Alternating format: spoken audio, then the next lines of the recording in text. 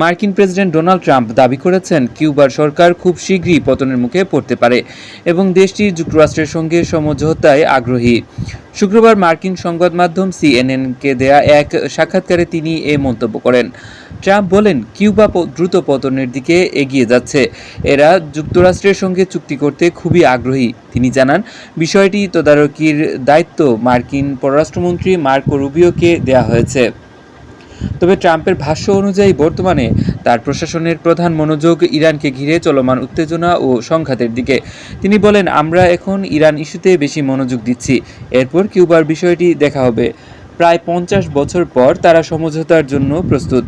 এর আগে হোয়াইট হাউসে সাংবাদিকদের সঙ্গে আলাপকালে ট্রাম্প বলেন, যুক্তরাষ্ট্রে বসবাসরত কিউবান নাগরিকদের নিজ দেশে ফিরে যাওয়ার সুযোগ তৈরি হওয়া এখন সময়ের ব্যাপার মাত্র। বিশ্লেষকদের মতে, ট্রাম্প প্রশাসনের এই মন্তব্য যুক্তরাষ্ট্র কিউবা সম্পর্কের মধ্যে নতুন মোড়ের ইঙ্গিত দিতে পারে।